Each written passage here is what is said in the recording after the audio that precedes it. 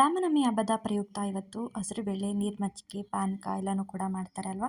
So ಇದನ್ನು simple ಆಗಿ ಯಾವ ರೀತಿ ಮಾಡೋದು ಅಂತ ನೋಡೋಣ. ಮೊದಲು ನೆನೆಸಿಟ್ಕೊಂಡಿರುವಂತಹ ಹಸಿರುಬೇಳೆ, ದಾಳಿಂಬೆ ಹಣ್ಣು, ಕ್ಯಾರೆಟ್ ತುರಿ, ಸ್ವಲ್ಪ ಸಣ್ಣದಾಗಿ ಕಟ್ ಮಾಡ್ಕೊಂಡಿರುವಂತಹ ಸೌತೆಕಾಯಿ, ಕಾಯಿ ತುರಿ, ಸ್ವಲ್ಪ ಕೊತ್ತಂಬರಿ ಸೊಪ್ಪು, ಕರ್ಬೇವಿನ ಸೊಪ್ಪು, ದ್ರಾಕ್ಷಿ ಹಣ್ಣು ಕೂಡ ಸೇರಿಸ್ಕೊಂಡಿದ್ದೀನಿ. ಹಾಗೆ ಪೆಪ್ಪರ್ ಪೌಡರ್, ರುಚಿಗೆ ತಕ್ಕಷ್ಟು ಉಪ್ಪು, ಸಣ್ಣದಾಗಿ ಕಟ್ ಮಾಡ್ಕೊಂಡಿರುವಂತಹ ಹಸಿ ಮೆಣಸಿನಕಾಯಿನೂ ಕೂಡ ಸೇರಿಸ್ಕೋಬೇಕು. ಹಾಗೆ ಸಿಂಪಲ್ ಆಗಿ ಒಂದು ಒಗ್ಗರಣೆ, ಸಾಸಿವೆ, ಒಣಗಿದ ಮೆಣಸಿನಕಾಯಿ, ಕರ್ಬೇವಿನ ಸೊಪ್ಪು, ಹಿಂಗುನ ಸೇರಿಸ್ಕೊಂಡು ಒಗ್ಗರಣೆ ಮಾಡ್ಕೊಂಡ್ರೆ ಆಯಿತು. ತುಂಬಾನೇ ರುಚಿಯಾಗಿರುತ್ತೆ. ಇವಾಗ ಹಸಿರು ಬೇಳೆ ರೆಡಿ ಆಯಿತು. ನೆಕ್ಸ್ಟ್ ಮಜ್ಜಿಗೆನ ಯಾವ ರೀತಿ ಮಾಡೋದು ಸಿಂಪಲ್ ಆಗಿ ಅಂತ ನೋಡ್ಕೊಂಡು ಬರೋಣ. ಮಜ್ಜಿಗೆನ ಈ ರೀತಿ ಮಿಕ್ಸಿಗೆ ಹಾಕ್ಕೊಂಡು ಈ ರೀತಿ ಗ್ರೈಂಡ್ ಮಾಡ್ಕೊಂಡು ಹಾಕೊಂಡ್ರೆ ತುಂಬಾ ಚೆನ್ನಾಗಿರುತ್ತೆ.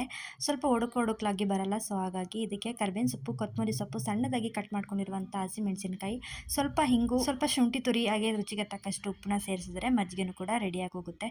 ಸೊ ನೋಡಿದ್ರಲ್ಲ, ಸಿಂಪಲ್ ಆಗಿ ಮಜ್ಜಿಗೆನೂ ಕೂಡ ರೆಡಿ ಆಯಿತು. ನೆಕ್ಸ್ಟ್ ರಾಮನಿಗೆ ತುಂಬ ಪ್ರಿಯವಾದದ್ದು ಅಂದರೆ ಪಾನಕ. ಸೊ ಇದನ್ನು ಯಾವ ರೀತಿ ಮಾಡೋದು ಅಂತ ನೋಡೋಣ. ತುಂಬ ಸಿಂಪಲ್ಲು. ಬೆಲ್ಲನ ಈ ರೀತಿ ತುರಿದಿಟ್ಕೊಂಡಿದ್ದೀನಿ. ಇದನ್ನು ಕರಗಿಸಿ ಈ ರೀತಿ ಸೋದಿಸ್ಕೊತಾ ಇದ್ದೀನಿ. ಸ್ವಲ್ಪ ಮಣ್ಣಿರುತ್ತೆ ಹಾಗಾಗಿ.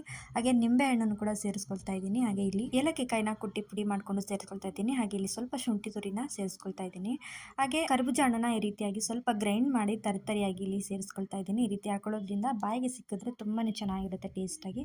ಸೊ ನೋಡಿದ್ರಿ ಅಲ್ವಾ, ಸಿಂಪಲ್ ಆಗಿ ನೀರು ಮಜ್ಜಿಗೆ, ಪಾನಕ, ಹೆಸರುಬೇಳೆನ ಯಾವ ರೀತಿ ಮಾಡೋದು ಅಂತ ಎಲ್ಲರೂ ಕೂಡ ಮಾಡಿ.